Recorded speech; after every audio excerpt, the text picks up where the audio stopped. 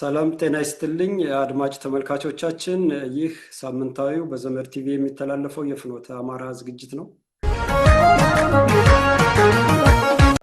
የፍኖተ አማራ ዝግጅት የራሱን ዩቲዩብ ከፍቶም በሳተላይት በዘመድ ቲቪ መከታተል ለማይመቸውና ላልቻለ ደግሞ በዩቲዩብ ቻናል ፍኖተ አማራ የሚባል አለ። በዛ ፈልጎ ሰብስክራይብ በማድረግ ዝግጅቶችን ማዳመጥና መከታተል ይቻላል። በዛሬው ዕለት ፍኖተ አማራ ይዤላችሁ የቀረብኩት ዝግጅት ኦሮሞማ ምንድነው፣ ኦሮሞማ ማን ነው የሚለውን ነው እና ይሄንን ዝግጅት ከመጀመሪያ በፊት ይችን አጭር ቪዲዮ አዳምጠን እንመለስ።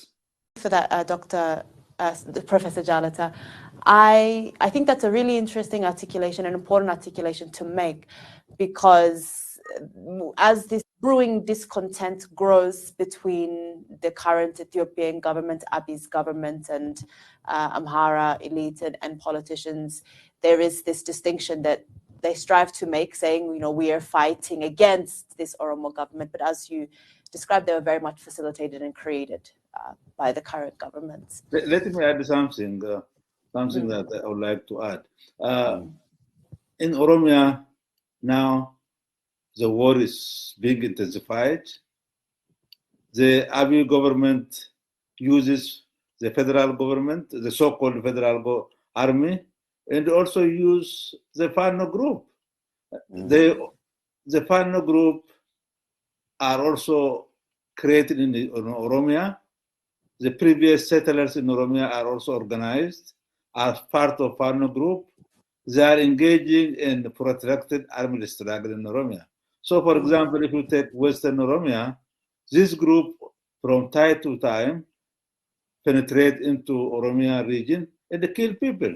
Amazingly, recently they killed 2 Oromos and cut their neck, and they took their necks as trophy to Amara region. They danced, they become very happy, they started to praise cutting somebody's neck. And these people are always denying, this Amara elite have been denying that they didn't commit genocide on Oromia, on the Oromo people during colonial era. They denounce that, for example, they claim that the assertion that they committed genocide in Hararge and Arsi, cut legs, cut breasts, cut necks. They say these are fabrications. Fabrications that the Oromo nationalists are saying. Now they are repeating the same thing. They are saying that we are going to repeat the same thing that our forefathers did. We are going to punish the Oromos, going to make them kneel down, will take their land, we are going to defeat. So all Oromo territories belongs to them. From Walaga to Arsi, from Hararge, all Oromo, for example, if you see the recent map includes almost entirely the Oromia region. Thank you so much for that, Professor Jalata. Coming to the second part of our discussion, just recently, the Oromo Liberation Front celebrated its 50th anniversary, commemorating its founding in 1973. There's a page from a foreign relations brochure that was published in September 1975 that I personally refer to often, as it articulates the Oromo struggle as being adjacent to other struggles for liberation, including that of the Somali, Afar, Eritrean, and Palestinian struggles.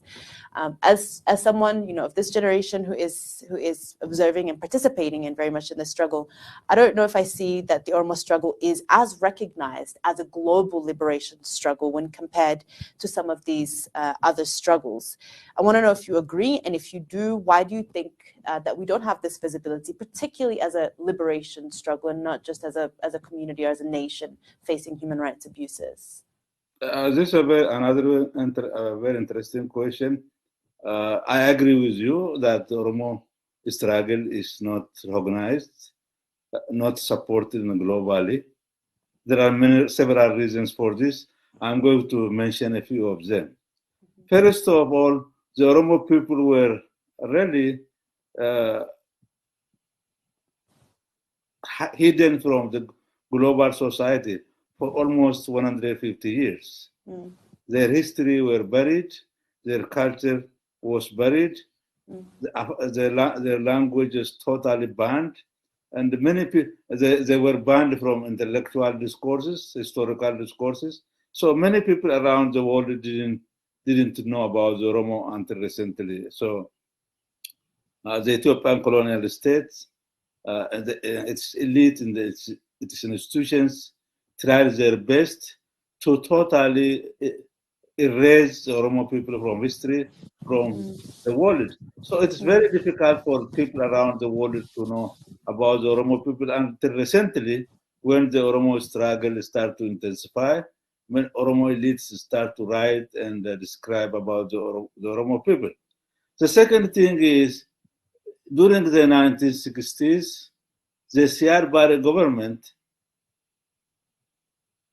wanted to suffocate the Oromo struggle, to channel toward Somalia in order to Somalize the Oromo people, despite the fact that many Oromo revolutionaries went to the Middle East to receive training, to come back in the fight for the Oromo people, where the Somali government captured, imprisoned some of these leaders. The Somali government forced some of these Oromo nationalists to become Somali. In order to do that, he called them Somali Abo. So the Oromo people's struggle was suffocated by the Ethiopian state and the Somali government, and these factors also put limitation on the recognition of the Oromo. Another very dangerous thing that Oromos are facing is the emergence of an Oromo collaborative class.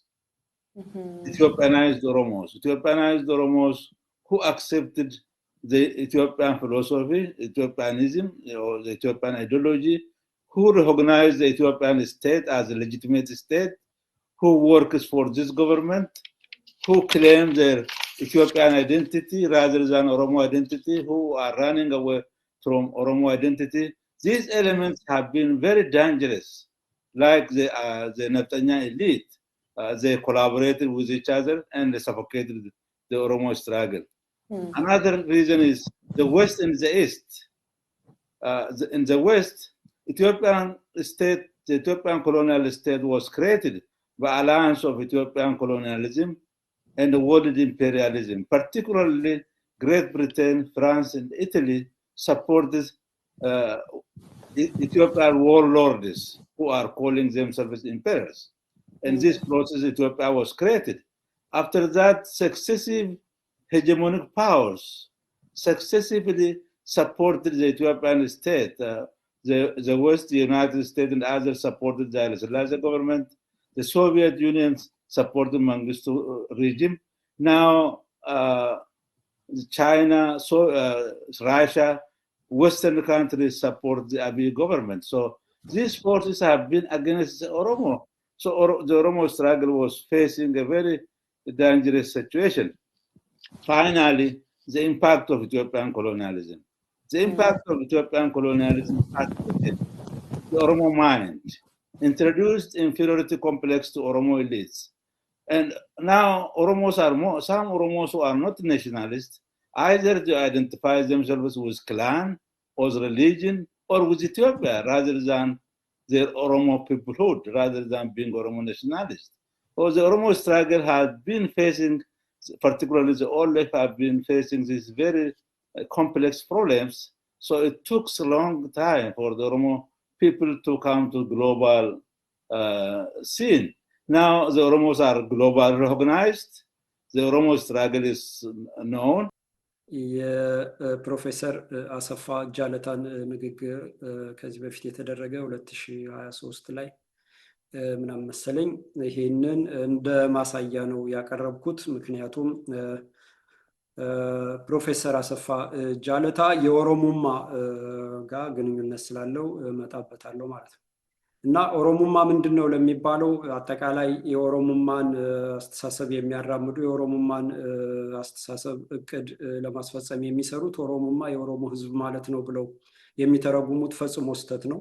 በኦሮሞ ህዝብ መደበቅና የኦሮሞን ህዝብ ማስያዣ አድርጎ የኦሮሞን ህዝብ እያቀለጡ እየፈጁ እያስፈጁ የውጭ ምዕራባውያንና ኢምፔሪያሊስቶችን ዓላማና ቅዠት እናሳካለን በሚል የሚፈጸም ተግባር ነው እና ባጭሩ ኦሮሞማ ማለት የኦሮሞ ህዝብ ማለት አይደለም። ኦሮሞማ ማለት ከኦሮሞ ውጭ የሆነን ህዝብ ጨፍጭፎ አጥፍቶ ባህሉን ደምስሶ ታሪኩን አጥፍቶ እምነቱን ቀይሮ መሬቱን አጽመርስቱን ወሮ ኦሮሞ ብቻ የሆነ በገዳ ደንብ የሚመራ የፖለቲካ ስርዓትን በዋቄ ፈናን የእምነት መሰረት ያደረገና እንደ ባህላዊ መተሳሰሪያ ደግሞ የኢሬቻ በዓልን የባህል መተሳሰሪያ ያደረገ ኦሮምኛና ኦሮሞ ለኦሮሞ የሆነ አገር ለመመስረት ኢትዮጵያን በማፍረስ አማራን ካጠፋን በኋላ ሌላውን ጨፍልቀንና ጨፍጭፈን አጥፍተን አገርን መሰረታለን ተብሎ ያስችላል፣ አገር ለመመስረት ያስችላል የተባለ የኦሮሞ ልሂቃን እና የናሰፋ ጃለታ ርዕዮተ ዓለም ነው። በናሰፋ ጃለታ በኦሮሞ ልሂቃኖች የተሰነደ በናሰፋ ጃለታ ቀርቦ በኦሮሞ ልሂቃኖች ተገምግሞ የጸደቀ ርዕዮተ ዓለም ማለት ነው። ኦሮሞማ ርዕዮተ ዓለም ነው እንጂ የኦሮሞ ህዝብ አይደለም ማለት ነው።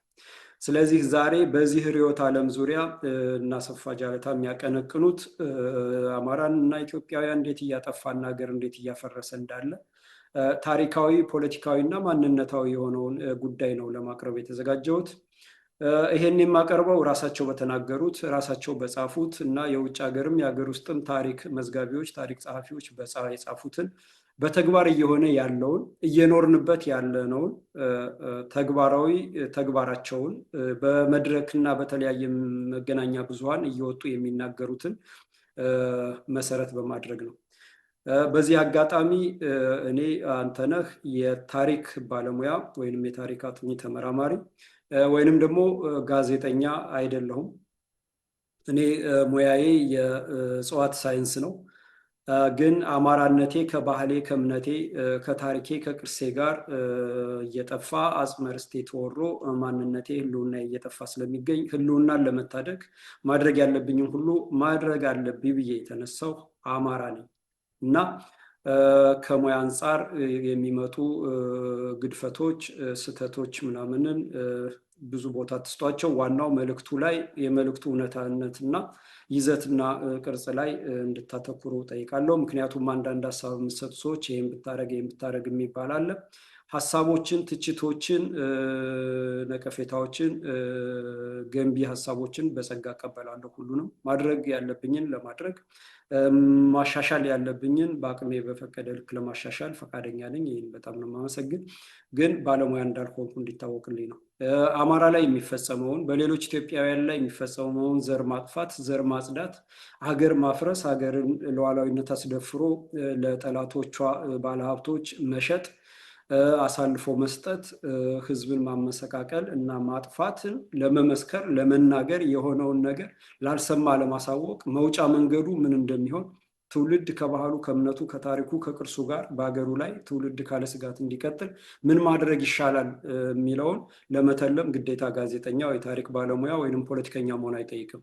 የሆነውን ለመናገር ማለት ነው እና ለእውነት መቆም ብቻ ነው። ለእውነት መቆም ብቻ ነው። እውነትን ነገ በማያሳፍር ነገ በማያስወቅስ መልኩ እውነትን ለመናገር መቆም ስለሚጠይቅ ያንን ለማድረግ የተለየ ስጦታና የተለየ እውቀት አይጠይቅም ብዬ ስለማምን ይችን አድማጭ ተመልካቾቼ እንዲረዳልኝ በዚህ አውድና በዚህ እይታም የማቀርባቸውን ፕሮግራሞች እንዲመዝንልኝ እንዲገመግምልኝ እፈልጋለሁ ማለት ነው። አመሰግናለሁ። እንግዲህ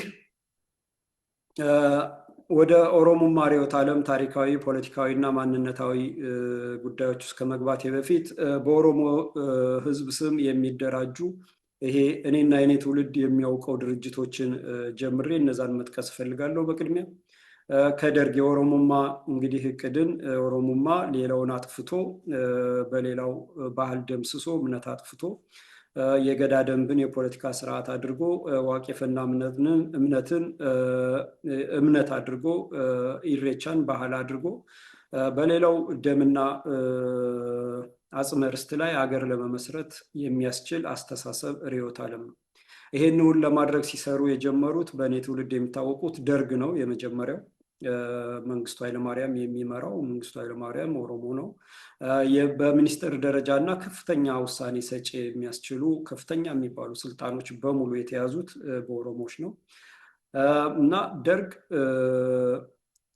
በምዕራባውያን በአማራ ጠሎች እና በአንዳንድ የአረብ ሀገሮች ምክንያት አማራን ማጥፋትና ኢትዮጵያን ማፍረስ የሚለውን ፕሮጀክቱን ለማድረግ በተሸረበ ሴራ በንጉሱ ወቅት ወደ ውጭ ሀገር ሂደው ተምረው ተመልሰው ህዝባቸውን ያገለግላሉ፣ ሀገር ይጠቅማሉ የተባሉ ተማሪዎች ሲመለሱ አማራ ጠል ኢትዮጵያ ጠል ሆነው ተመልሰው የተማሪዎች ንቅናቄ የሚባለውን ማቀንቀን ጀመሩ። ያ የተማሪዎች ንቅናቄ ደግሞ የተሰላ ነው። መዳረሻውን አያውቀውም አብዛኛው። በዘመናዊው ትምህርት የራሱን ባህልና ወግ ረስቶ የራሱን ቋንቋና ማንነት ንቆ የውጭዎችን ናፋቂ ሆኖ በዛ ስለተሰበከ ስለተዘጋጀ አእምሮ ስለታጠበና የባዕዳን አስተሳሰብ ስለገባበት ያንን ለማስፈጸም የራሱን ቋንቋ የናቀ የውጭ ቋንቋን ያከበረ ትውልድ ተፈጥሮ ሲመለስ ኢትዮጵያን ለማፍረስ አማራን መምታት፣ አማራን ለመምታት የኢትዮጵያን መሬት ስሪቱን መምታት። የመሬት ስሪቱ ሲመታ የኢትዮጵያ ሀገረ መንግስት ይናጋል። አማራ ከፖለቲካው ከኢኮኖሚው እና ከማህበራዊ ኑሮ ይገለላል። የኢትዮጵያ ኦርቶዶክስ ተዋሕዶ ቤተክርስቲያን የኢትዮጵያን ታሪክ የያዘች ኢትዮጵያውያንን በፈርሃ እግዚአብሔር አገር ወዳድና ህዝብ ወዳድ እያደረገች ስታንጽ የኖረች እሷም አብሮ መሰረቷ ይናጋል፣ ትመታለች በሚል ስሌት መሬት ላራሹን አርዕስት አድርገው መፈክር አድርገው ያቀነቀኑት። ከዛ በኋላ ያንን ተክቶ ደርግ የሚባል ቡድን መጥቶ የፖለቲካ ስልጣኑን እንዲይዝ ተደረገ ማለት ነው። ስለዚህ የኦሮሞማ ፕሮጀክት ደርግ አስፈጻሚነት ከዚህ ነው የሚጀምረው። ደም በደም የሆነ አገረ መንግስቱን የናደ ከዛ በኋላ መናድ ብቻ አይደለም፣ በንጉሱ ጊዜ የነበሩትን ሚኒስትሮች በሙሉ የጨፈጨፈ በጅምላ ዛሬ ኢምፔሪያሊስቶች ወይም ምዕራባውያን የሚመጻደቁበት ይሄ ድራማቸውን አላማቸውን ሴራና ተንኮላቸውን የሚያስፈጽሙበት የተባበሩት መንግስታት የሚባል ተቋም ያኔ ሊግ ኦፍ ኔሽን ተብሎ በትክክለኛ ሀቅና መሰረት ሲቋቋም እነ አክሊሉ ሀብተወልድ በፈረንሳይኛ ቋንቋ መተዳደሪያና መመስረቻ ደንቡን የጻፉትን የሚያክል ምሁራን ለሀገርና ለህዝብ ሲዋደቁ የኖሩትን ኢትዮጵያን ከፍ ያደረጉትን ኢትዮጵያ ከቅኝ ገዢዎች ተላቃ ለሌሎችም ተምሳሌት እንድትሆን ያስቻሉትን በሙሉ ሚኒስትሮች ጨፈጨፈ ደርግ የኦሮሞማ ፕሮጀክት። ከዛ የመሪ ክፍተት የምሁር ክፍተት እንዲፈጠር ተደረገ። አሁንም የጦር መኮንኑን ከታችኛው ጀምሮ እስከ ጀነራል ድረስ በዓለም ታዋቂ የሆኑትን ፈጀ፣ ጨፈጨፈ፣ በጅምላ በግንድ እያሳደደ ገደለ። ከዛም አብዮቱን ለማስቀጠል ሲባል ተማሪው ተጨፈጨፈ። ቀይ ሽብር፣ ነጭ ሽብር እየተባለ ህዝብ ተጨፈጨፈ።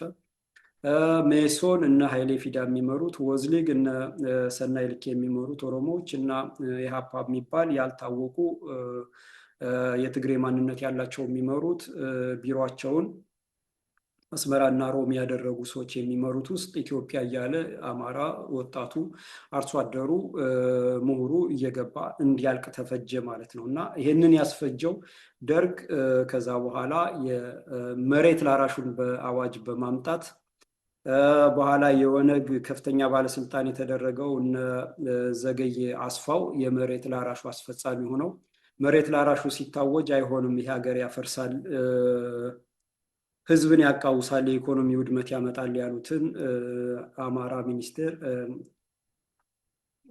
የት እንደቀበሯቸው አይታወቅም አፍነው ገድለው ዘገየ አስፋው እንዲይዘው ተደረገ ኦሮሞ። ከዛ በኋላ አማራ ሾህ እየወጋው እባብ እየነደፈው ጊንጥ እየነከሰው ያለማውን መሬት ላራሹ ብለው ነጠቁት ማለት ነው። እንግዲህ በወቅቱ የኢትዮጵያ ህዝብ 28 ሚሊዮን 30 ሚሊዮን ነው። ኢትዮጵያ ደግሞ ከነበራት በወቅቱ የነበረው ተቆራርሶ ሳያልቅ የነበረው የቆዳ ስፋት 2 ሚሊዮን 300 ሺህ ስኩዌር ኪሎ ሜትር ነበረ። ከዛ ውስጥ 40%ቱ 30%ቱ ለእርሻ ምቹ የሆነ ነው። ይሄም ሲታሰብ ወደ 40 ሚሊዮን ሄክታር መሬት አለ። ደርግ መሬት ላራሹን በሚያውጅበት ሰዓት ካለው አመቺ ከሆነው ለእርሻ እና ለመኖሪያ አመቺ ከሆነው መሬት ውስጥ 2% የሩብ ነው የሚለው። ያቺ የሩብ ማለት ወደ 2 ሚሊዮን ሄክታር ማትሞላ ናት የለማች። ያችንም አማራ ብቻ አይደለም ሌሎችም አሉ፣ ግን የሌሎች ሳይነካ አማራው ብቻ ተመርጦ መሬቱን ተቀማ ማለት ነው። ከመሬቱ ሲቀማ አማራ መሰረቱ ተናጋ፣ የፖለቲካው ራቀ፣ ከኢኮኖሚው ተለየ፣ ማህበራዊ ኑሮው ቀውስ ውስጥ ገባ ማለት ነው። ያንን አስፈጸሙ። ከዛ በዛ መሬትም ላይ ላቡን ጠብ አድርጎ ባፈራው ሀብት ከተማ እየቆረቆረ መንገድ እየሰራ ከተማ ቤት እየሰራ ንግድ ድርጅቶችን እየፈጠረ ሀብት ማጠራቀም ሲጀምር ትርፍ ቤትና ትርፍ ሀብት ለመንግስት ብሎ አሁንም ሀብቱን ወረሱት ማለት ነው። እና በነገራችን ላይ ያኔ የጀመረውን ደርግ የወረሰውን መሬትና ሀብት ወያኔ መጣና በትግሬ ስም አዞረው። ከዛ አማራም እንደገና ፈርልሶ ተነስቶ አሁንም ያፈራውና የሰራውን ቤት የኮሪደር ልማት ተብሎ እየፈረሰና እየጠፋ ነው ያለ። እንግዲህ ይህ አካሄድ በአሁኑ ስር ነቀል ለውጥ በኢትዮጵያ ምድር ካልመጣ ዛሬ የምንሰራውን ቤት ነገ ለልጅ ልጆቻችን ስለማያልፍ፣ ለልጅ ልጆቻችን ማለፍ ብቻ አይደለም አማራም በህይወት መኖር ስለማይችል ስር ነቀል ለውጥ በኢትዮጵያ ምድር ግዴታ ነው የምንለው ለዛ ነው። ፋኖ ማሸነፍ አለበት። ማሸነፉ የሚረጋገጠውም 4 ኪሎ ሲቆጣጠር ነው የምንለው ለዛ ነው። እና እንደዚህ እያደረገ ነው ደርግ የኦሮሞማ ፕሮጀክት አካልነቱን የመሰከረው ማለት ነው። ሌላ በተጨባጭ አሁንም ሼር ማድረግ የምፈልገው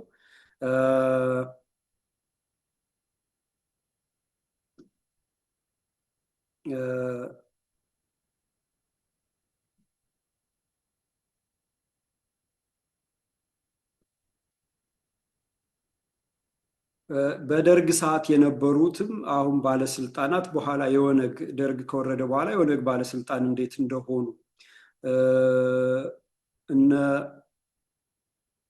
እነ ገላሳ ዲልቦ የቀድሞ የደርግ የህዝብ ድርጅት ጉዳይ ጽህፈት ቤት ካድሬና የኦነግ ዋና ጸሐፊ የነበረው አብዩ ገለታ በእናቱ የጎጃም አማራ የሆነው በደርግ የመጀመሪያዎቹ ዓመታት የአርሲ ክፍለ ሀገር ዋና አስተዳዳሪና እስከ ቅርብ ጊዜ ድረስም የኦነግ የውጭ ግንኙነት ኃላፊ የነበረው እንግዲህ አርሲ ፈጠጋር በወረራ ስሙ አርሲ የሚባለውን አማራ ያስፈጀ ማለት ነው። ሶስተኛ እና አባ ጫላ ለታ የሌንጮ ለታ ወንድም የኦነግ ሰራዊት አዛዥ እነዚህ በሙሉ በኢትዮጵያ ጉዳይ አያገባንም እያሉ ሲንቀሳቀሱ የነበሩ ናቸው። በደርግ ሰዓት ዋና የደርግ ባለስልጣን የነበሩት እታችም ዝቅ ብሎ ሌሎች አሉ። እነ አባ ቢያ በ1966 ዓ.ም ህዝባዊ እንቅስቃሴ ጅማሮ ላይ የከፋ ዋና አስተዳዳሪ የነበረ ሰው ነው። ሌንጮ ባቲ የውጭ ግንኙነት ኃላፊ የሆነው የኦነግ የአሁኑ ጸሐፊ ዳውድ ኢብሳ እነዚህ ሁሉ በሙሉ በደርግ ሰዓት ስልጣን የነበራቸው ናቸው። እና ደርግ የኦሮሞማ ፕሮጀክት የመጀመሪያው አስፈጻሚ ነው በዚህ በእኔ ትውልድ በቅርቡ የምናውቀው ማለት ነው። ከዛ ሁለተኛው ኦህዴድ ነው። እንግዲህ ኦህዴድ ደግሞ ከደርግ ልክ ኦነግ በዛ ልክ ስልጣን መጥቶ ከወያኔ ጋር ስልጣን ያዘ። እነ ቅድም አቶ ፕሮፌሰር አሰፋ ጃለታ የሸመጠጠው አልገደልንም እያለ ማለት ነው። እና እሱ በ1984 ኦነግ ከወጣ በኋላ በእነ አሰፋ ጃለታ የካደው ኦህዴድ ደግሞ ያስፈጸመው በተግባር አማራን እንዴት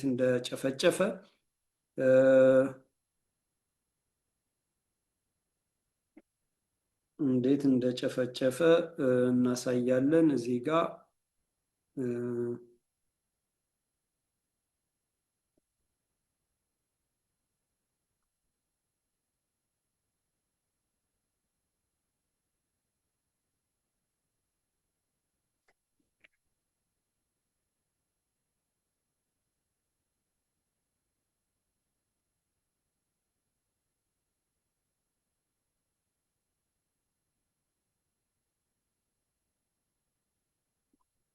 እንግዲህ ቅድም ባሳያችሁ ቪዲዮ ላይ ፕሮፌሰር አሰፋ ጃለታ ዝም ብለው ወሬ አማራ ኦሮሞን ገለው አማራ ተገደልን ይላል ምናምን እያለ ታሪክን ይገለብጣሉ። ልክ በየጊዜው ህዝብ እየጨፈጨፉ አገር እየወረሩ ባህል እየደመሰሱ የቦታ ስም እየቀየሩ ከዛ በኋላ አንድ ረጅም ዓመት ከሄዱ በኋላ ስምን መቀየር በዛ ታሪክን ራሳቸው ፈጽመው ራሳቸው አልቃሽ መሆን የተለመደ ስለሆነ ብዙ ሊደንቀን አይገባም። እና በ1984 ዓመተ ምህረት መጨረሻ ላይ ግን ያንን አካባቢ እንዲቆጣጠር በኢህአዴግ መመሪያ መሀል ላይ ያለች ነው ማነብላችሁ። ሙሉ ጽሁፉን ምጽአተ አማራ የሚለውን በሞረሽ ወገኔ የተዘጋጀ መጽሐፍን ፈልጋችሁ ብታነቡ ከናስረጂው ሙሉ መረጃ ማግኘት ይቻላል። በተለይ አማራ እንዲያነበው ያነበበው ደግሞ ላላሳወቀው እንዲያውቅ አንብቦ ጸጥ ብሎ ቤት መቆበዘም ሳይሆን በህልውና ትግል ላይ ያለ ህዝብ ያለ ፋኖ ለምን እንደሚታገል የጠላቱን ማንነት ዓላማና ግብ ጠንቅቆ ማወቅ ስላለበት መታወቅ አለበት። አፍኖ ቤት መያዝ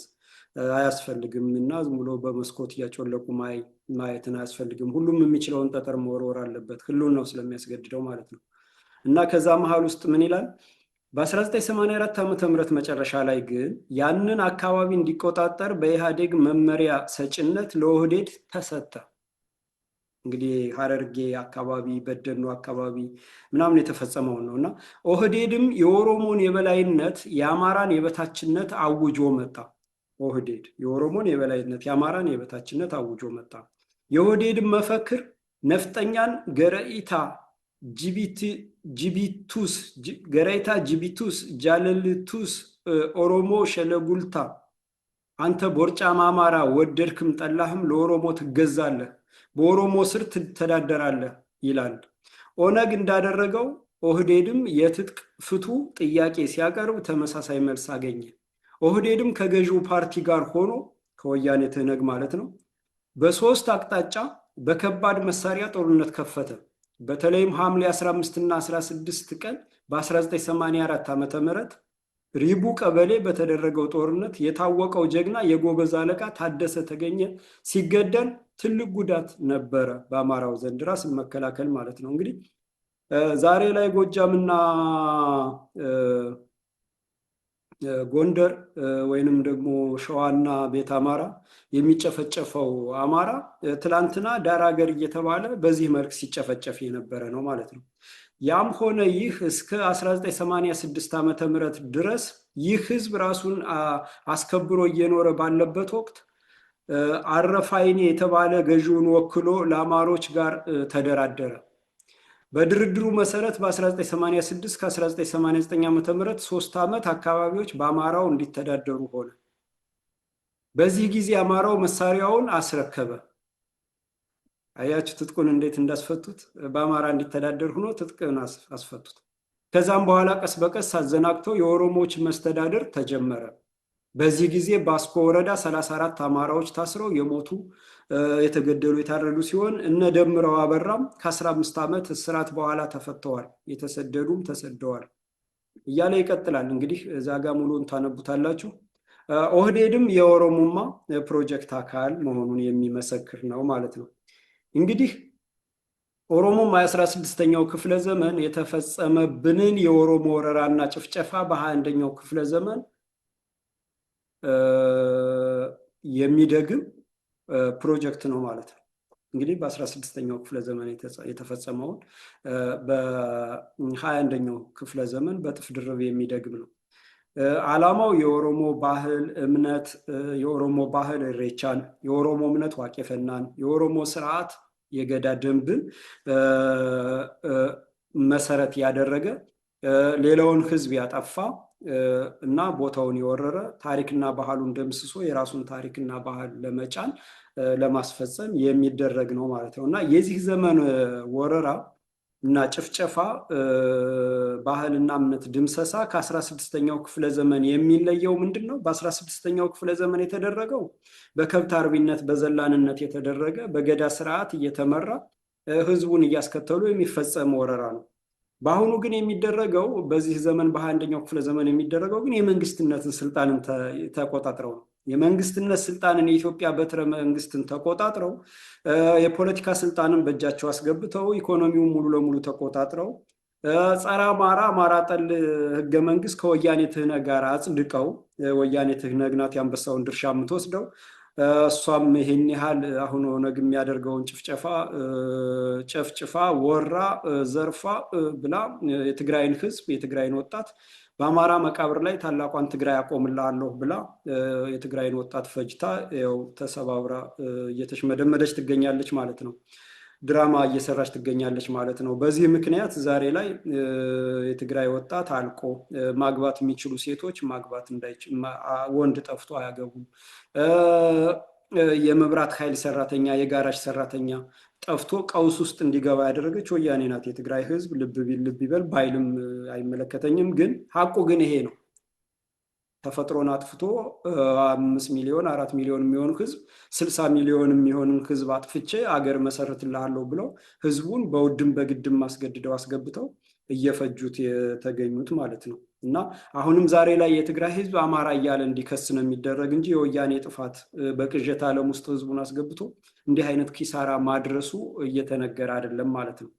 እና የኦሮሞማም እንደዚሁ ነው። የመንግስትነት ስልጣንን ተቆጣጠረ ደርግ፣ ያንን ሁሉ ፈጀ፣ መሬቱን ነቀለ፣ ሀብት ንብረት ወረሰ እና ወያኔ መጥቶ ተረከበው፣ በስሙ አዞረው ማለት ነው። ዛሬ በሁሉም ቦታ በአዲስ አበባ፣ በናዝሬት፣ በደብረ ዘይት፣ በትላልቅ ከተሞች፣ በሐዋሳ፣ በድሬዳዋ በምን የአማራና ሀገር ወዳድ ኢትዮጵያውያን ሀብት ተነጥቆ በደርግ የተወረሰው በትግሬ ስም ዞሮ ነው።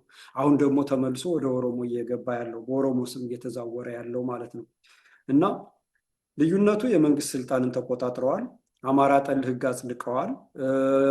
የፖለቲካውን፣ የኢኮኖሚውን፣ የፍትህ ስርዓቱን፣ የኃይሉን፣ የፖሊስ፣ የመከላከያውን፣ የደህንነቱን፣ የማህበራዊ ተቋማትን፣ የባህልና የእምነት ተቋማትን በሙሉ ተቆጣጥረው ነው እያስፈጸሙ ያሉት። የሚለዩት ከዚህ ስልጣን ውጭ ያሉት ደግሞ የእነሱን የጎደለ የሚሞሉት ናቸው። እነ ኦፌኮ፣ እነ አቶ መረራ ጉዲና፣ እነ በቀለ ገርባ ከአማራ ጋር አትጋቡ፣ የተጋባችሁ ተፋቱ፣ በአማርኛ አትነጋገሩ፣ ገበያ አትገበያዩ የሚሉት ዳር ሆኖ ደግሞ አስፈጻሚ ናቸው። ሸኔ ምናምን እየተባለ የሚባለው ማለት ነው። እና ሸኔ የሚባለው ኃይሌ ጎንፋ የተባለ ሰው ሸኔ ማለት እኛ ነን ብሏል። ስብሰባ ላይ ማስታወሻ እንትኔን ያስኩበትን አላገኘሁትም፣ ግን ሸኔ ማለት እኛ ነን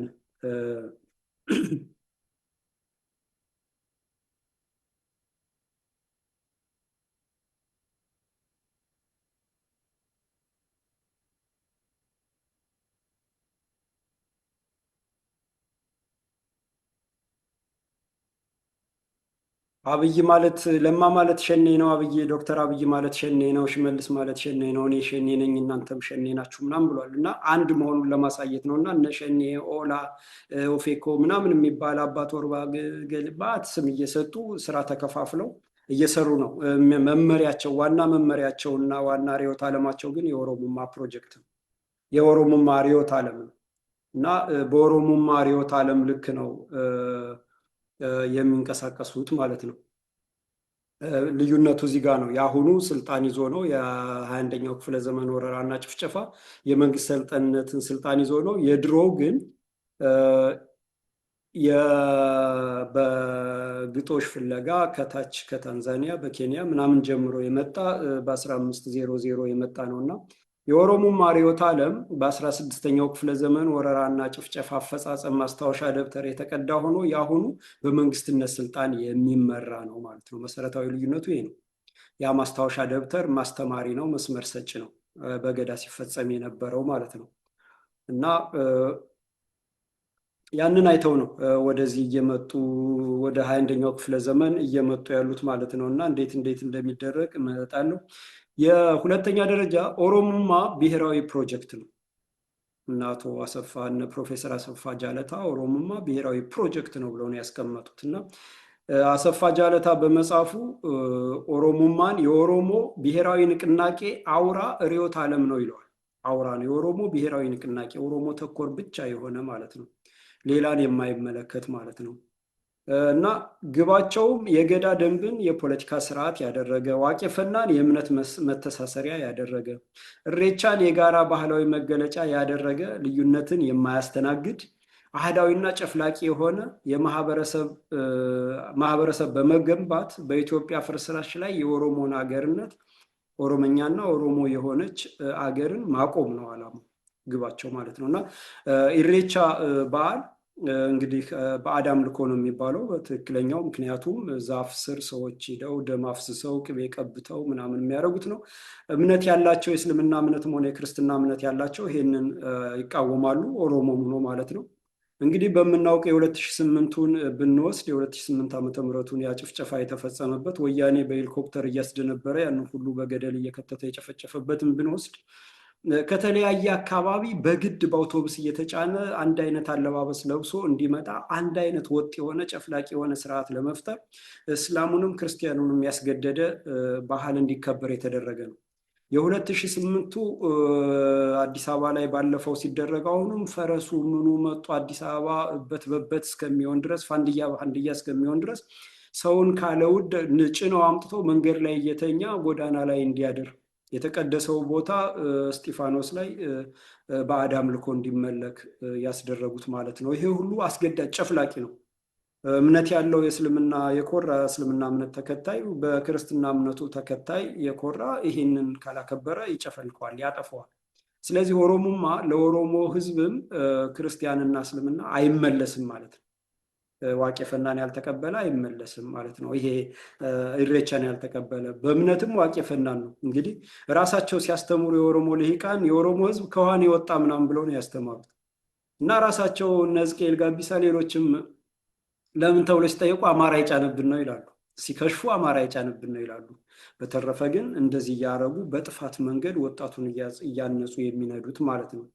እና ከኦሮሞ ውጭ ለሆነ ነገድ ጸር እና እንደ ሀገር ደግሞ ጸረ ኢትዮጵያ ነው። ይሄ የኦሮሞማ ብሔራዊ ፕሮጀክት ማለት ነው።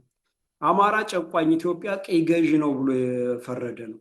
እንግዲህ አማራ ጨቋኝ ነው፣ ኢትዮጵያ ቀይ ገዥ ናት፣ ቀኝ ገዝታናለች ነው የሚለው። እንግዲህ በእውነቱና በታሪኩ ምናምን ከሄድን ደግሞ በ1500 በ16ኛው ክፍለ ዘመን ነው ኢትዮጵያ ምድር የረገጠው የኦሮሞ ልሂቅ ማለት ነው። የኢትዮጵያ ምድር የረገጠው እና ከመጣ በኋላ ቅኝ ተገዝቻለሁ ነው። እንግዲህ ቅኝ ገዥ ከተባለ ተገላቢጦሽ ነው። የኦሮሞ ልሂቅ ነው ኢትዮጵያን ቅኝ እየገዛ ያለው፣ ኢትዮጵያውያንን እየጨፈጨፈ እየወረረ እያጠፋ የሚገኘው። ስለዚህ የአፈጻጸም ስልቱ ደግሞ የእምነት አባቶችን እየወገረ መግደል። የኦሮሞማ የአፈጻጸም ስልት ይሄ ከገዳ የተቀዳው የእምነት አባቶችን እየወገረ መግደል ነው። ቤተክርስቲያናትና መስጊድን ማውደም ማቃጠል ነው። ከዛ በኋላ ሃይማኖትን ማጥፋት ነው። ሃይማኖትን በማጥፋት ዓላማው ወደ ዋቄፈና እምነት መውሰድ ነው። የኦሮሞ ህዝብ ከውሃን የወጣ ወደሚለው ማለት ነው። በሌላ በኩል ደግሞ ትጥቅን መጀመሪያ ያስፈታል። ንብረትና ሀብትን ይዘርፋል። ወንዶችን ይገላል፣ ሴቶችን ይደፍራል ወይ አስገድዶ ያገባል። ወጣቶችን ብልት ይቆርጣል። ያንን የቆረጠውን ብልት ለሴቶች እያሳየ ያገባል ማለት ነው። በ16ኛው ክፍለ ዘመን የነበረው ብልት ቆርጠው አድርቀው ግንባራቸው ጋር ያስራሉ። ከዛ በኋላ የጀግንነት ምልክት ይሆናል። በቆርጠው ባሰሩት ብልት የወንድ ልጅ ብልት ልክ ጀግንነታቸው ይለካል። ከዛ የአምስተኛው የእድሜ ደረጃ ሲደርሱ ከ40 እስከ 48 ዓመት ባለው ሲደርሱ ደግሞ የገዳ መሪ ሆኑና ያለፈው የገዳ መሪ በወረራ ጨፍጭፎ ከያዘው መሬት የበለጠ ህዝብ ጨፍጭፎና ወሮ ማስፋፋት አለበት ማለት ነው የገዳ የሚያስተምረው። ይህንን ነው በዩኔስኮ እንዲመዘገብ ያደረጉት እነ መለስ ዜናዊ። እና ይሄ ቅድም የነገርኳቸው የተባበሩት መንግስታት ምናምን የሚባል የምዕራባውያን ቁማር መፈጸሚያ ተቋማት እንደዚህ ናቸው። ውስጣቸው ሲፈተሽ ዩኔስኮ ይህንን ነው የማይጨበጥ የማይዳሰስ ሀብት ብሎ የመዘገበው። እንደውም የኬንያ ምሁራኖች ተቃውመውታል። ተቃውመው ገዳ አይመዘገብም ብለው ፕሮፌሰር ግርማ ፍኖተ አማራ ብሎ በጻፈው መጽሐፉ ላይ ገጽ 60 ላይ ምን ብሎ አስቀምጦታል?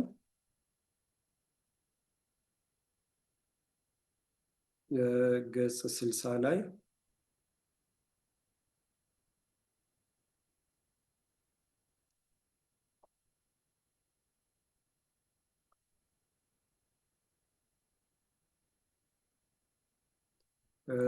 ሼር ላድርጋችሁ፣ ይቅርታ።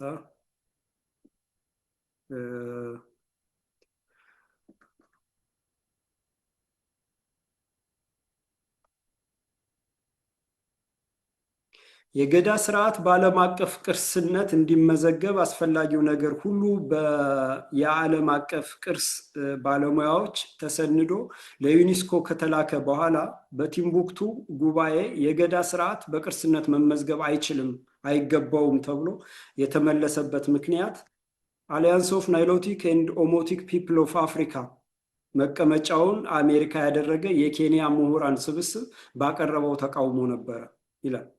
እና ማህበሩ የተቃውሞውን ድምፅ እንዴት እንዳሰማ የተብራራ ለማድረግ ለዩኔስኮ የጻፈውን ደብዳቤ ቀጥሎ መመልከት ይቻላል ይላል። ደብዳቤው አለ ኢንተርኔት ላይ ገብታችሁ ANOPA ወይንም አሊያንስ ኦፍ ናይሎቲክ ኤንድ ኦሞቲክ ፒፕል ኦፍ አፍሪካ ብላችሁ ብትገቡ ታገኙታላችሁ።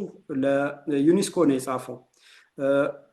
እንዴት ወራሪ እንደሆነ፣ እንዴት ወንጀል እየፈጸመ እንደመጣ፣ እንዴት የሰው ልጅ ከዕቃ ያሳነሰ፣ የሰው ልጅ ብልት ቆርጦ የጀግንነት ካባ የሚደረብለት፣ የሰው ልጅ ብልት ቆርጦ በማድረግ ግንባሩ ጋር በማሰር ጀግና የሚባል ባህል እንዴት ይመዘገባል ብሎ ነው ያቀረበና የደመጠጩ ኢምፔሪያሊስት ዓለም ይሄንን ነው እስካጠፋ ድረስ የነሱን ዓላማ እስካስፈጸመ ድረስ ያ ነው የጥፋት ዓለሙ ምዕራባውያን የሚባለው የመዘገበው ማለት ነው። በኋላ አጭበርብሮና አታሎ አዲስ ታሪክ እንዲጻፍለት ተደርጎ ስለገዳ የመዘገበው ማለት ነው። እና ኦሮሞማ ጨፍላቂና አህዳዊነት ለኦሮሞ እስልምና ክርስትና የማይመለስ መሆኑና ከኦሮሞ ውጭ የሆነ ደግሞ ዛሬ ጨርሰህ ያላጠፋው ነገ ያጠፋሃል ብሎ በጅምላ የሚያርድና የሚጨፈጭፍ ነው። ዛሬ ያላጠፋው ነገ ያጠፋሃል ብሎ ነው የሚያምን። ስለዚህ ስታጠፋ ጨርሰህ አጥፋው ነው የሚል። በገዳ ስርዓትም ጊዜ ወረራ በሚፈጽሙበት ጊዜ ቀን ቀን ይሰልሉና ማታ ሲጨፈጭፉ እስከቻሉ ድረስ ይገሉና ሀብት ንብረቱን ተውት፣ መጨረሻ መሬቱን ስንቆጣጠር የኛ ነው ብለው ዝርፊያ ሁለተኛ ነበር የሚደረገው። ዝርፊያ ለነሱ ማድረግ እንደማይችሉ ሲያውቁ ነው ከብቶችን መንዳት እና ሀብት ንብረት መዝረፍ እንትን የሚሉት ማለት ነው። እና እዚህ ጋር እንደውም ማስረጃ ማቀርብላችሁ ሼር ማደርግላችሁ የቦረና ተወላጁ ኦሮሞ ምሁር ጎዳና ያዕቆብን ለህዝብ በፌስቡክ ገጹ ያጋራውን ነው ማቀርብላችሁ። ጎዳና ያዕቆብ ካጋራን ውስጥ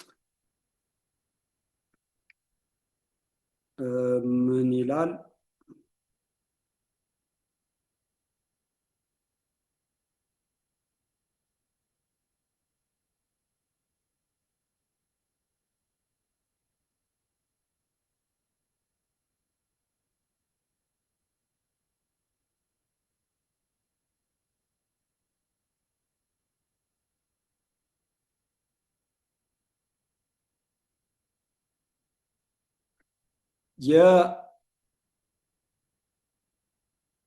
ይቅርታ የኦሮሞ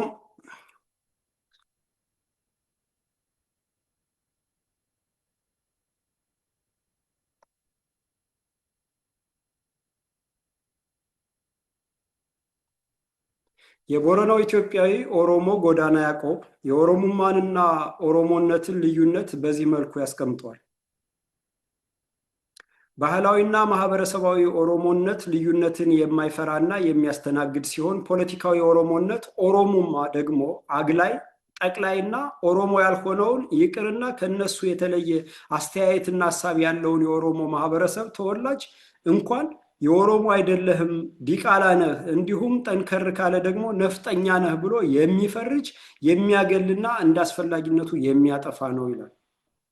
በራሳቸው አንደበት የተናገረ ነው። እንግዲህ ይሄ ሐቅ ነው።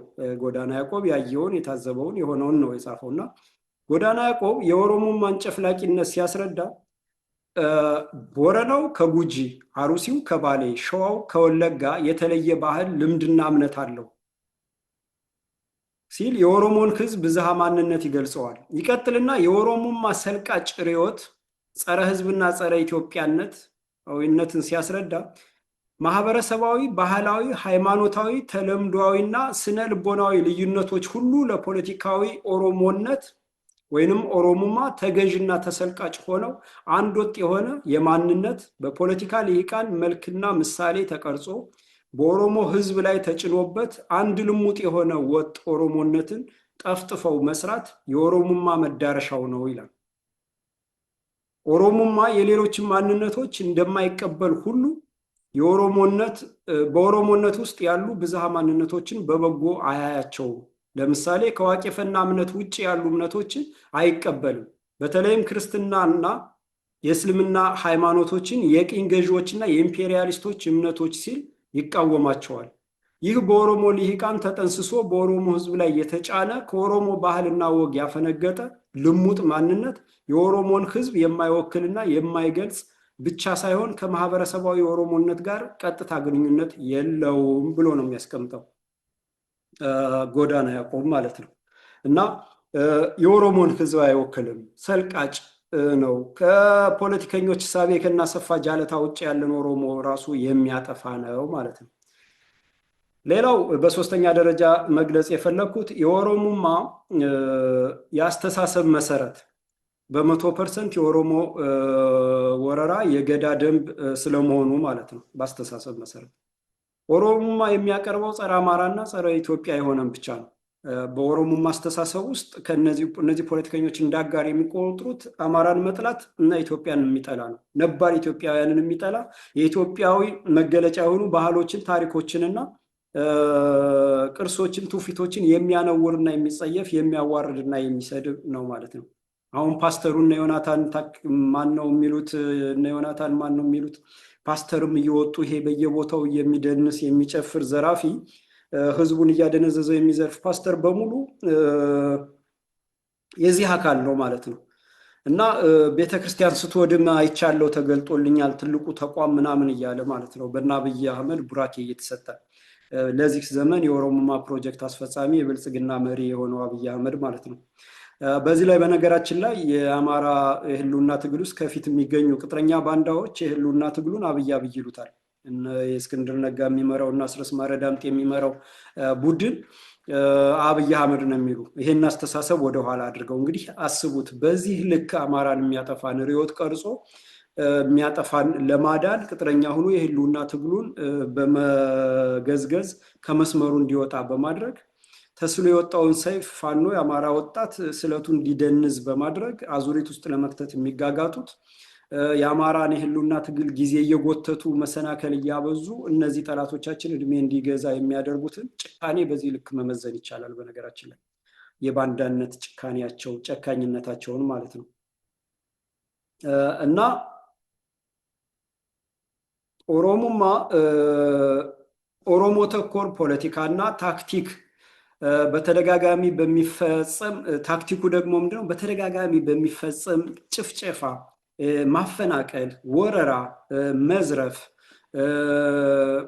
የሚያሳቅቁ ለሰው ልጅ አእምሮ የሚከብዱ ማረድ፣ ቤት ዘግቶ ማቃጠል፣ የሆድ ጽንስ አውጥቶ ነፍሰ ጡር ሴት ሆድ ቀዶ ጽንስ አውጥቶ መብላት፣ የሰው ደም መጠጣት፣ ብልት መቁረጥ በዚህ ዘመን ማለት ነው። አሁን ይሄንን ሁሉ በመፈጸም ሰው እንዲቀውስ ማድረግ፣ እንዲያብድ ጥሎ እንዲጠፋ ማድረግ፣ አራዊቶች ናቸው ብሎ እንዲፈራቸው ለማድረግ እና ይሄንን ማስለመድና ተላምዶት እንዲኖር ማድረግ ማግባባት ማለት ነው።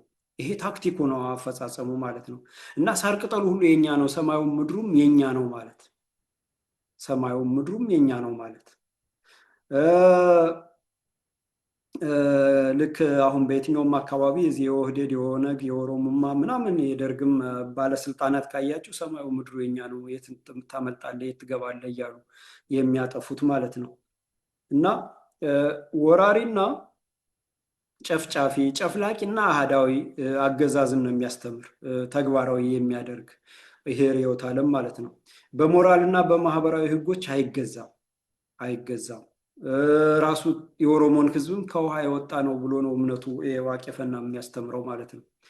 እና የ16ኛው ክፍለ ዘመን የገዳ ስርዓት አሰራርን የተቀዳጀ ብቻ ሳይሆን በዘግናኝነቱ የበለጠ ነው። እንግዲህ ያ ዘመን በ16ኛው ክፍለ ዘመን ከዛሬ 500 ዓመት በፊት የነበረ ዛሬ በ21ኛው ክፍለ ዘመን ላይ ያለው አስተሳሰብ የሰው ልጅ ስልጣኔ የደረሰበት ደረጃ የኑሮ ሁኔታ በሙሉ በተቀየረበት ሰዓት ዛሬም ብልት መቁረጥና ጽንስ ከሆድ ውስጥ አውጥቶ መብላትን ምን ያህል ዘግናኝ እንደሆነ እዚህ ጋር ማስታወስ አስፈላጊ ነው። እዚህ ጋር ታሪካዊውን ወረራ ከዛሬ ኦሮሞማ ጋር የኦሮሞ ክልል ወደ ይሄ ታሪካዊ ወረራ የሚፈጽመው ለምሳሌ ድሮ አለ። የአሁኑ ደግሞ እነ ሽመልስ አብዲሳ የኦሮሚያ ክልል በሌሎች ክልሎች ጋር በአንድ ሀገር ውስጥ ፌዴራላዊ ዲሞክራሲያዊ ኢትዮጵያ በምትባል ግዛት ውስጥ ነው የምንኖረው እያሉ የብሔር ብሔረሰቦች እኩልነት አለ ተረጋግጧል እያሉ የኦሮሚያ ክልል ግን ተለይቶ በሌላው ክልል እየዞረ ትምህርት ቤት እየሰራ በኦሮምኛ እንዲማሩ ያደርጋል። አሻራ እየተከለ ነው። ድሮ ልክ ወሎ የሚባለው የኦሮሞ ጎሳ ወደ ሰሜን ተልኮ ወሎን ሲወር ቤት አማራን ወሎ ብሎ አንጎትን ራያ ብሎ እንደሰየመው ሁሉ ማለት ነው። ኢሉባቦር ፈጠጋርን አርሲ፣ እናሪያን ይርባቦር እያለ እንደሰየመው ማለት ነው። እና የወረሯቸውን ቦታዎች ሁሉ እንዴት እንደቀየሯቸው እና ያን ነው አሁን እየፈጸሙት ያሉት። ናዝሬትን፣ አዳማ፣ ደብረ ዘይትን፣ ቢሾፍቱ ምናምን ስም መቀየር፣ ባህልን መደምሰስ፣ ነባሩን የነበረውን እሴት ማጥፋት ማለት ነው። እና ከዛ ጋር አንደኛ ነው ማለት ነው፣ ይመሳሰላል። ሁለተኛ ከዚህ ጋር ደግሞ የሚያመሳስለው አንድ ሼር ማደርጋችኋለኝ ማነብላችኋለኝ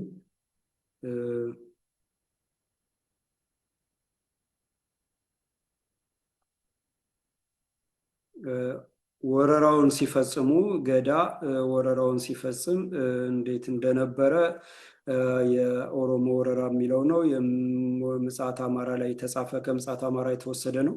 ምጽአት አማራ በሞረሽ ወገኔ እና አቶ ተክሌ ሻው ሲመሩት በነበረው ሞረሽ ወገኔ የተዘጋጀ መጽሐፍ ነው። መሬት ላይ ያለውን ያስቀመጠ ማለት ነው።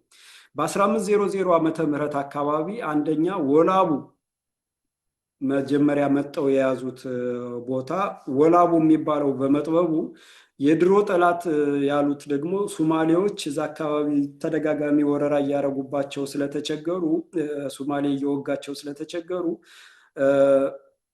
ከወላቡ ተነስተው መሃል ኢትዮጵያን ለመውረር አሰቡ። ወደ መሃል ለመሄድ አሰቡ።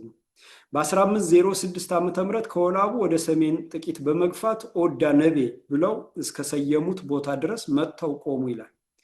ሆኖም በ1508 ዓመተ ምህረት የኢትዮጵያ ንጉስ ባዳል ወራሪዎች ላይ ያገኘውን ድል ሲሰሙ በመፍራት ከወረራው ተቆጥበው በነበሩበት ድምጻቸውን አጥፍተው ቁጭ አሉ ይለናል። ከ1517 እስከ 1535 ዓመተ ምህረት አማራ በግራኝ የአማራ ነገስታቶች ወይንም ደግሞ ኢትዮጵያውያን በግራኝ ጦርነት ሲጨረሱ ሲፈጁ ሳር ምድሩ ሲቃጠልና ሲነድ የኦሮሞ ልሂቃን የሚመሩት ወራሪ ኃይል ደግሞ ሁለቱም ተዳምተው እስከሚዳከሙ እየጠበቀ ነበር ይላል ታሪኩና እንደዛ ጠብቀው ሲዳከም እንትን ያሉት ነውና ከዛ አለፍ ብዬ ነው የሚሄደው። በ1935 መጨረሻ የከረዩ ነገድ የሆነው ሜልባ ገዳ አስተዳደር የሚመራው የጃዊ ጎሳ የዊብን ወንዝ ተሻግሮ ደቡብ ባሌን ወረረ ማለት ነው። ደቡብ ባሌን ገና ሙሉ ለሙሉ ባሌ አልደረሱ።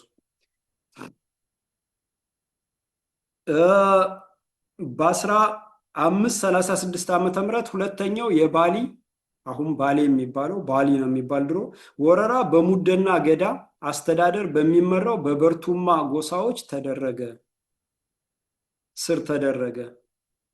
በ1500 የተጀመረ ነው። በ1538 ባሊ ወይንም ባሌ በአሁን ስሙ ሙሉ በሙሉ ተወሮ አብቅቶለታል። በ1838 ላይ ማለት ነው። ከ38 ዓመት በኋላ በ1943 ደዋሮ ዛሬ ሐረር የሚባለው ድንበር ላይ የሰፈረው የኦሮሞ ጦር ወደፊት በመግፋት ከፊል ፈጠጋርን አርሲን ማለት ነው ሲወር ሰለባ የሆኑት የሀገሩ ነባር ነዋሪዎች የሃዲያ፣ የከምባታ፣ የአማራና ሌሎች ህዝቦች ነበሩ ይላል። በ1951 በሚችሌ ገዳ የሚመራው ጦር የቀሩትን የደዋሮንና የፈጠጋርን ወረዳዎች ለመውረር እንደገና ተንቀሳቀሰ ይላል። እንግዲህ የሐረር ግንብ አብዛኞቻችሁ ታውቃላችሁ። ሐረርን የሚያውቃት የሐረር ግንብን ያውቃል ዙሪያውን እና ያ እንዴት እንደተሰራም እዚህ ጋር በዚሁ አጋጣሚ መንገር እፈልጋለሁ። የምታውቁት ታውቃላችሁ፣ ለማታውቁት ማለት ነው። ያሊ ኑር ሰዎች ከጦርነት ተመልሰው በድል ሰክረው ወደ ሐረር ሲመለሱ አሊኑርና ጥቂት ሰዎች ሲተርፉ ብዙዎቹ ባላሰቡት ቦታና ጊዜ በኦሮሞ ገዳ ወራሪዎች ጦር ረገፉ። ከረዩዎችም ጦሩን ተከታትለው ሐረርን ወጉ፣ ህዝቡንም ወጉ። ለምና ደጋውን የሐረር አውራጃንም ሰፈሩበት። ነባር ህዝቡን ነቀሉት፣ ከፊሉን ጨፈጨፉት፣ ቀሪውን አባረሩት፣ አሰደዱት። የሰፈሩባቸውንም ወረዳዎችና አውራጃዎች ስም የጎሳዎቻቸውንና የሰዎቻቸውን ስም ሰጡ። አቦራ፣ ወበራ አውራጃ፣ ጨርጨር፣ ድሬዳዋ፣ ጋራ ሙለታ፣ ጉርሱም ወዘተ እነዚህ ሁሉ ቦታዎች ከዚህ ወረራ በፊት በሌላ ስሞች ይታወቁ የነበሩ ናቸው። አሊኑርም ሐረር ከተማን ከኦሮሞ ጦረኞች ለመከላከል ሲል በሐረር ከተማ ዙሪያ እስከዛሬ የሚታወቀውን አጥር አሳጠረ፣ ከረዮችን ግን አላቆማቸውም ይላል። ከረዮችን አላቆማቸውም ይለናል እና በዚህ ልክ የመጣ ነው ማለት ነው። ሌላ በዚህ ወቅት ደግሞ የሚዘፍኗቸው ዘፈኖች ደግሞ አሉ። አንድ እዚሁ ላይ መጥቀስ የምፈልግ በዛን ወቅትም የነበሩ በዚህ ወቅትም የሚዘፍኗቸው ዘፈኖች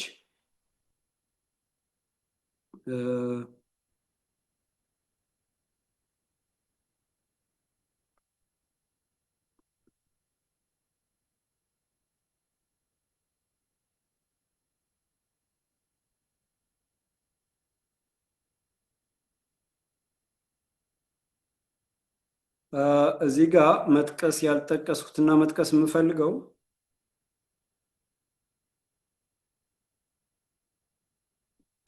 ከላይ እንደተገለጸው እስካሁን ያለውን ወረራ ያካሄደው የከረዩ ነገድ ነበር። እስከ 1951 ድረስ የከረዩ ነገድ ነው ወረራውን ያደረገው። ቀሪዎቹ ሶስቱ ነገዶች እስከ 1951 ልብ በሉ፣ ቀሪዎቹ ሶስት ነገዶች አራት ነገዶች ናቸው። ቀሪዎቹ ሶስት ነገዶች ወላቡና ኦዳ ነቤ እየጠበባቸው ስለሄደና እርስ በርሳቸው በማይጣሉበት ሁኔታ የሚወሩትን አካባቢ በዕጣ ለመከፋፈል ተስማሙ። ልክ ጀርመኖች ጀርመን ላይ የተደረገው የደመጣጩ ምዕራባውያን ዓለም ጀርመን ላይ አፍሪካን ለመቀራመት በ1884 እንደተሰበሰበው ማለት ነው።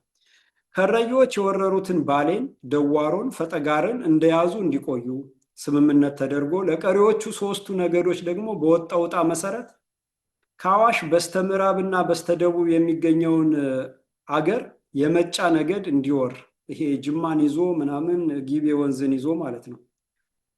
በስተሰሜን ምስራቅ ያለውን አገር የወሎ ነገድ እንዲወር፣ ይሄ የአማራን ብርት የሆነውን ቤተ አማራን ምናምን ማለት ነው። ወሎ ተብሎ የተሰየመው እንግዲህ የወሎ ጎሳ ይሄ ሰው ነበር መሪው የነበረ የዚህ የወሎ ነገድ ማለት ነው። ከአዋሽ ወንዝ በስተሰሜን ያለውን የቱለማ ነገድ እንዲወር፣ ሸዋን ማለት ነው። ሸዋን የቱለማ ነገድ እንዲወር ተስማሙ ማለት ነው እና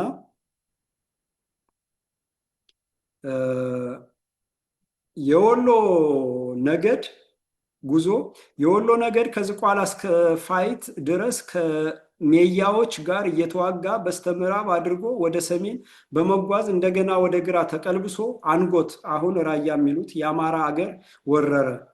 የተጓዙትም በአዳልና በአማራ መካከል ሲሆን የግራይ ጦር ለዘመናት ያዳከመው ህዝብና መንግስት ስለነበረ መሀል አገሩን እንደፈለጉ ፈንጭተውበት እዛ አካባቢ ሲደርሱ የተቀናቀናቸው አልነበረም ይላል። ወደ ሰሜን በማቅናት የአንጎትን አካባቢና ዛሬ የእጁ የሚባለው ቤተ አማራን፣ ራያና አዘቦ ተብሎ የሚታወቁትን አካባቢዎች ቀጥሎ ጋንዘንንና ሳይንትን ወረው ሰፈሩበት ይላል እያለ ይቀጥላል። የቱለማ ደግሞ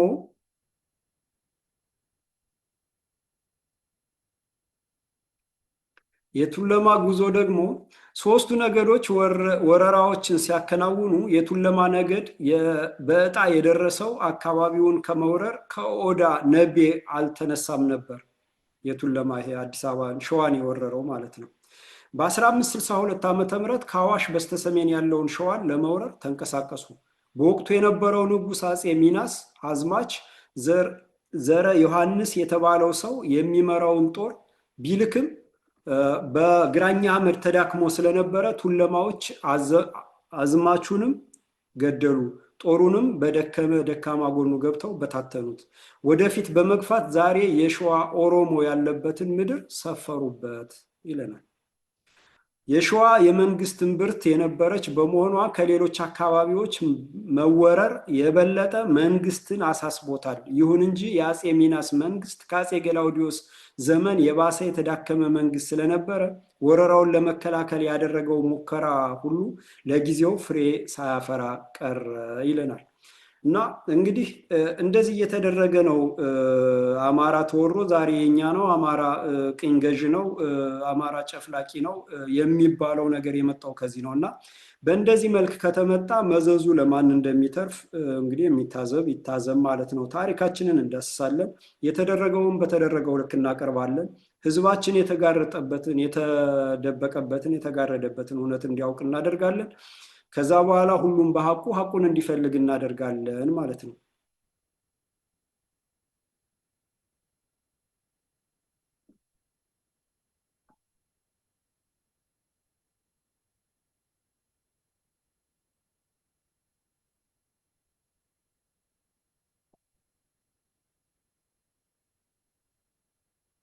አሁን በልክ ገረብ ትግራይ መቃብር አማራ እየተባለ እንደተዘፈነው ሁሉ በዚህ በኦሮሞ ልሂቃንም በእናሰፋ ጃለታ በኦሮሞማ ፕሮጀክትም ዘፈኖች አሉ እና ያጀሩ ጀረርቲ አማራቲቲን ነማ ሚቲ ይላል። አማራው ሰው አይደለም ማለት ነው።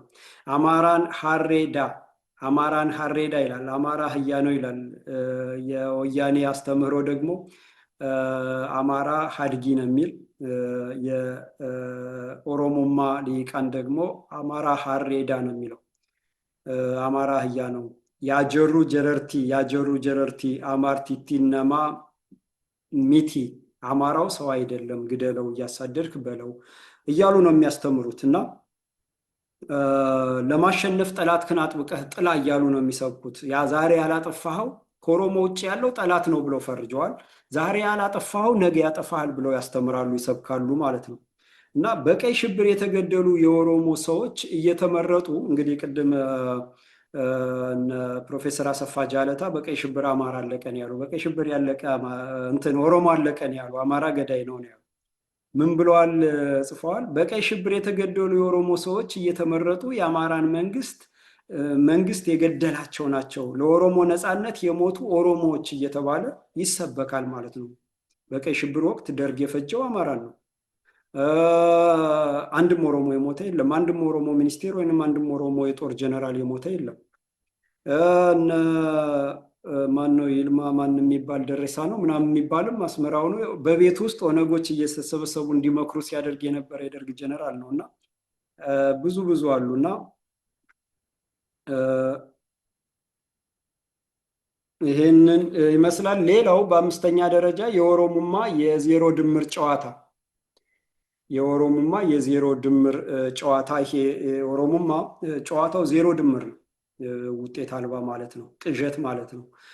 በአማራ መቃብር ላይ ታላቋን ትግራይ ገነባለሁ ካላው ያልተማረ ማለት ነው።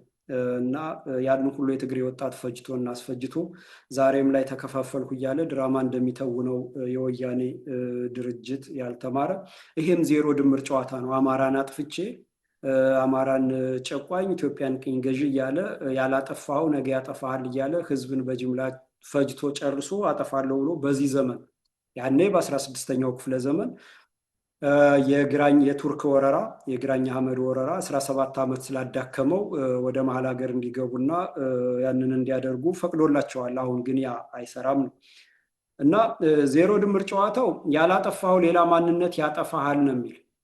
ያላጠፋው ሌላ ማንነት ያጠፋሃል ይላል። አንዱ ሌላኛውን ማጥፋት አለበት የሚል ፍልስፍና ነው የኦሮሞማ የዜሮ ድምር ጨዋታ። አንዱ ኦሮሞ ያልሆነውን ማጥፋት አለበት፣ ካላጠፋው አይሆንም ብሎ ነው የሚያስብ።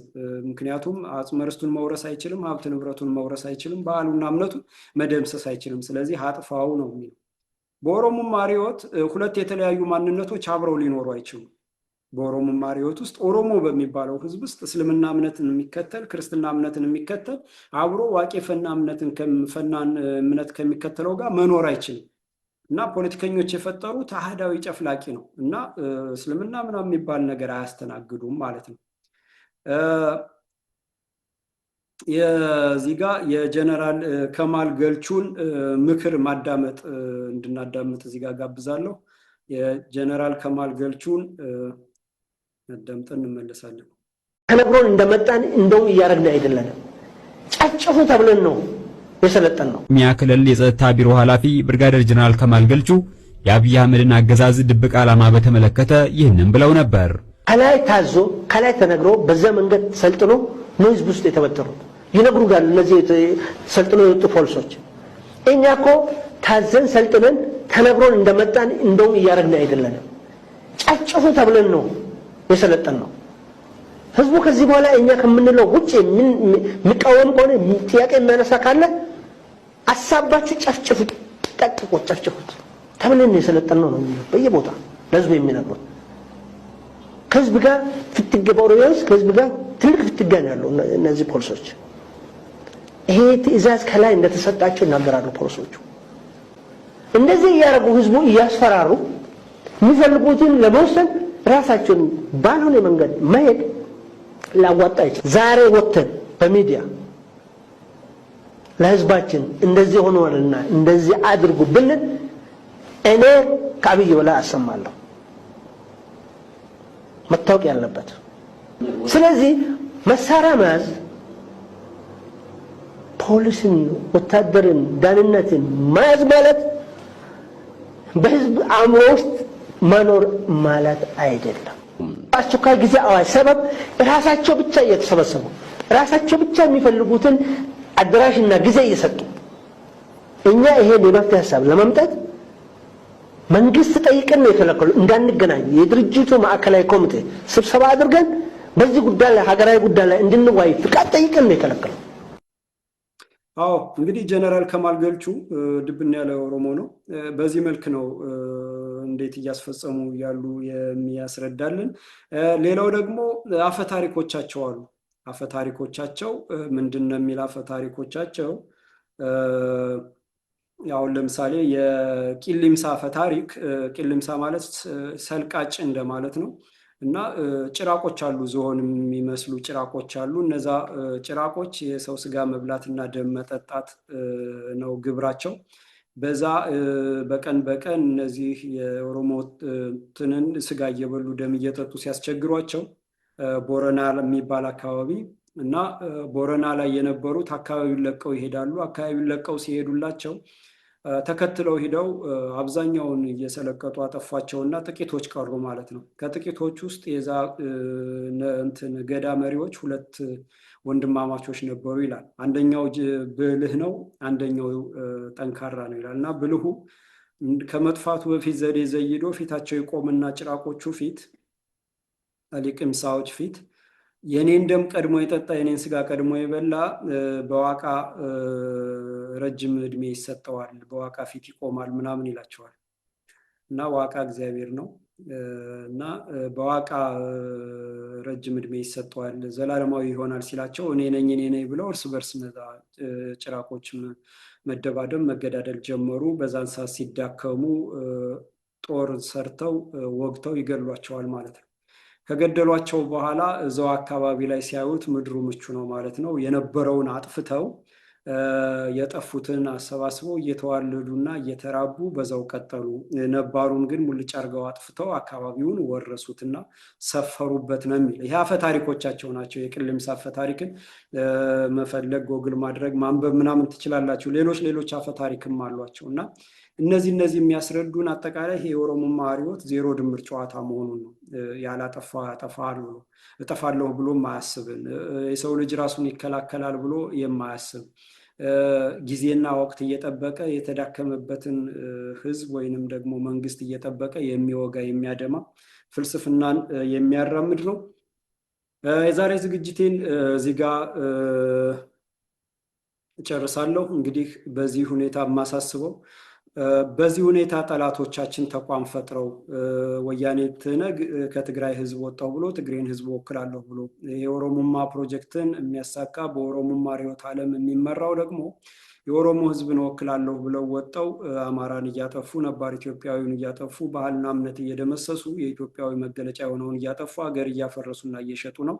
በዚህ ሁኔታ ምዕራባውያን የሚባልም ድጋፍ እየሰጣቸው ነው። በዚህ ድራማ በሚሰሩበት ተቋም IMF ወርልድ ባንክ ድጋፍ እየሰጣቸው ነው።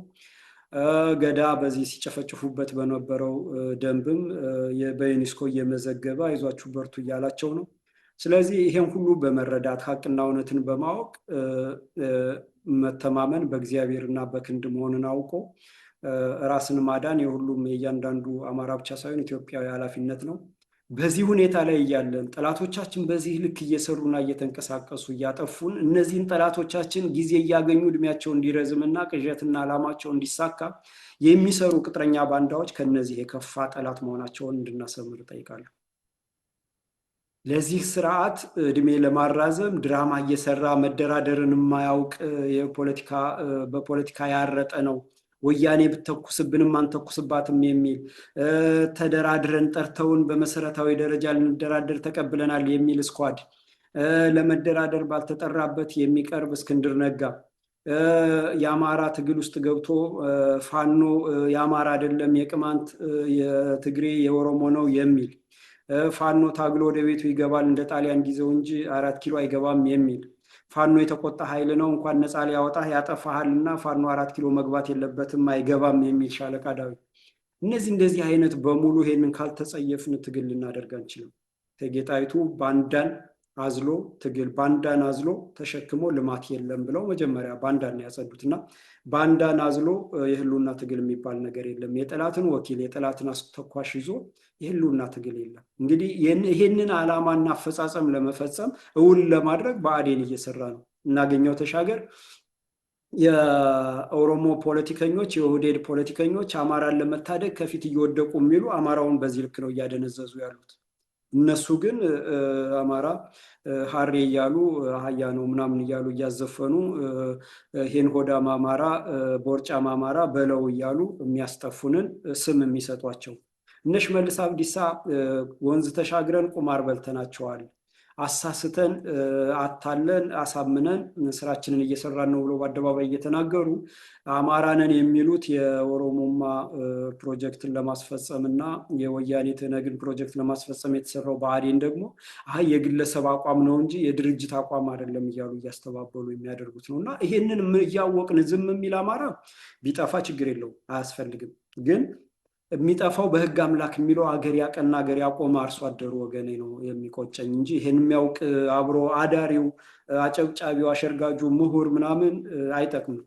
ለሆዱ የተገዛ ምን ይሉኝ እያለ ሚዛናዊ ለመሆን የዘር ፖለቲካ እንደው አይጠቅምም ምናምን እያለ የሚሽኮረመም በሙሉ ይሄ ቢጠፋ ተለቅሞ ለሀገር ሸክም ነው እንጂ ለሀገር ለህዝብ ደህንነትና ለሀገር ሉዓላዊነት አይጠቅምም ማለት ነው። እና ጠላቶቻችንን በዚህ ልክ ማወቅ አለብን። የጠላቶቻችንን ማንነት ካወቅን የነሱ ቅጥረኛ ለነሱ ቅጥረኛ ሆነው የሚሰሩት ቅጥረኛ ባንዳውና ሰርጎ ገቡ ምን ያህል ጨካኝ እንደሆነ በዚህ መመዘን አለብን እላለሁ።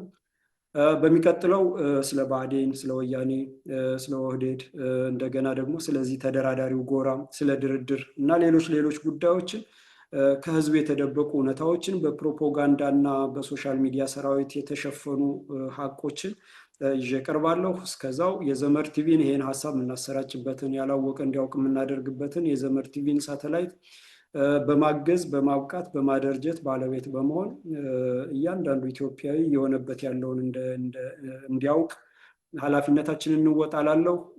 ፍኖተ አማራን በዘመድ ቲቪ የማታገኙ በፍኖተ አማራ ዩቲዩብ ቻናል እንድትከታተሉ እያሳሰቡ በሚቀጥለው እስከምንገናኝ እዚህ ጋር አሰናበታለሁ። ሰላም።